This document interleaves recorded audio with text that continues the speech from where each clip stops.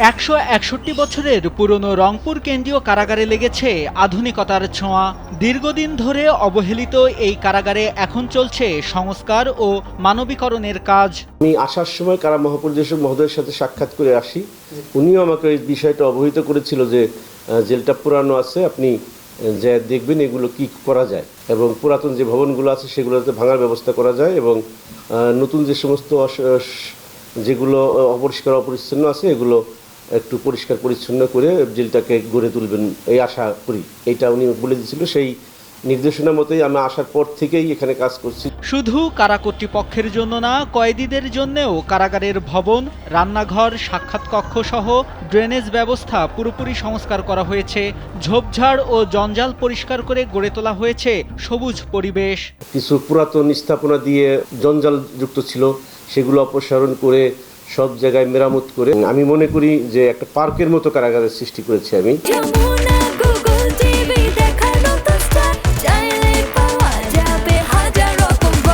বন্দীদের খাবারেও এসেছে পরিবর্তন। মানসম্মত খাবার ও ন্যায্য মূল্যে ক্যান্টিন সেবা নিশ্চিত করা হচ্ছে। আমি আসার পর থেকে বন্দীদের খাবারে অভূতপূর্ব উন্নতি করেছে আমি মনে করি। তরকারিতে লবণ, ঝাল, মশলা এবং বন্দীরাও বলছে না, এত সুন্দর খাবার তারা ইতিপূর্বে 10 বছরেও খায় নাই। কখনো তাদের মনে পড়ে না যে এরকম এত ভালো খাবার খাইছে। বর্তমানে শুধু কারারক্ষীদের আবাসন সমস্যা রয়েছে, তাদের জন্য নির্মিত হচ্ছে নতুন ব্যারাক। আমার এই রংপুর কারাগারের সবচেয়ে বড় সমস্যা হলো কারারক্ষী আবাসন সমস্যা। এখানে একটিমাত্র পুরাতন ব্যারাক রয়েছে, যেটা 100 থাকতে পারে। আমার স্টাফের সংখ্যা প্রায় 300 থাকতে পারে। আর অনেক আগে তৈরি পিসিআর অর্থে দ্বারা, পিসিআর বলতো এটার দ্বারা তৈরি হওয়াতে ঘরগুলো অতি পুরাতন হয়ে গেছে। ইতিমধ্যে ব্যারাকের জন্য আইজি মহোদয় 11 লক্ষ টাকা দিয়েছে, যেটা দিয়ে ব্যারাক নির্মাণ হচ্ছে।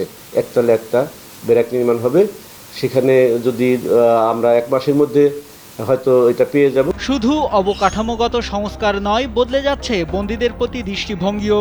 যে কারাগারে একসময় বন্দীদের সঙ্গে সাক্ষাৎ মানেই ছিল অপেক্ষা, উৎকণ্ঠা আর হয়রানি, বদলেছে সেই দৃশ্য। 14-15 দিন হচ্ছে সকালে রুটি, দুপুরে ডাইল আর হলো ভাজি দেয়, আর রাতে হইলো মাছ দেয় আর হলো ডাইল। ক্যান্টিনের মালের দাম আগে একটু বেশি ছিল, এখন স্বাভাবিক আছে।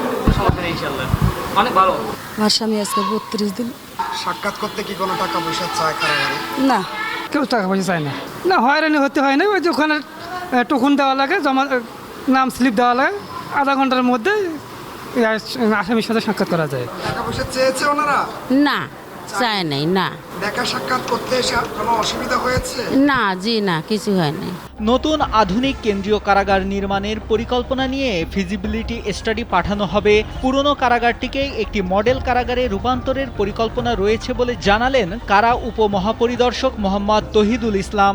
আপনি জানবেন যে আমাদের রংপুর একটি পুরাতন কারাগার, এই কারাগারটি নতুন প্রকল্পের অন্তর্ভুক্ত হয়েছে। আমরা ফিজিবিলিটি রিপোর্ট পাঠানোর প্রক্রিয়ার শেষ পর্যায়ে আছি।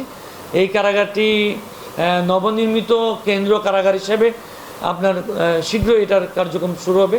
রংপুর জেলা প্রশাসক নিজে পরিদর্শন করে কারাগারের পরিবেশের পরিবর্তন দেখেছেন, তবে এখনো কিছু দুর্বলতা আছে, যা দূর করতে প্রশাসন সক্রিয়। আমরা দেখতে পেয়েছি যে রংপুর কারাগারের পরিবেশ যথেষ্ট উন্নত হয়েছে এবং হচ্ছে, এবং খাবার দাবারের যে বিষয়গুলো আছে, খাবার দাবারের যে মান, সেগুলো আমরা কিন্তু গত মাসে জুন মাসে আমি যে ভিজিটটা করেছি এটা আচমকা। আমি কিন্তু আগে থেকে জানাইনি যে আমি কারাগারে আসছি, আমি আচমকা চলে গেছি। তো আমাদের আকস্মিক পরিদর্শন অব্যাহত আছে। আর পুরো কারাগারটার চারপাশে আমি একদিন প্রদক্ষিণ করেছি। সরকারের 17টা কারাগার আধুনিকায়ন করার যে প্রক্রিয়া চলমান, তার মধ্যে রংপুর কারাগারে একটি মাস্টার প্ল্যান চূড়ান্ত করা হয়েছে। শীঘ্রই তা বাস্তবায়ন করা হবে বলে জানান কারা মহাপরিদর্শক ব্রিগেডিয়ার জেনারেল সৈয়দ মোহাম্মদ মোতাহের হোসেন। রংপুর কারাগার আমাদের সবচেয়ে পুরনো কারাগারগুলোর মধ্যে একটা, আর যে কারণে কিন্তু এটা সরকারের যে 17টা কারাগার নতুন করে স্থাপন করে অথবা পরিবর্তন করে নতুন কারাগার রূপান্তর করার যে প্রক্রিয়া আছে, রংপুর কারাগার অন্যতম। মাস্টার প্ল্যান চূড়ান্ত করা হয়েছে এবং ডিপিপি প্রণয়নের মাধ্যমে এটা অতি শীঘ্রই হয়তো আমরা একটা উন্নয়ন প্রকল্পের আওতায় নিয়ে আসতে পারবো। সংস্কারের পাশাপাশি কারাগারে চালু করা হয়েছে প্রশিক্ষণ কর্মসূচি। বন্দীরা এখন দোলনা, শতরঞ্জি তৈরি করছেন, সেলাই শিখছেন, পড়াশোনাও চালিয়ে যেতে পারছেন। নাইমুল হাসিব, কালবেলা।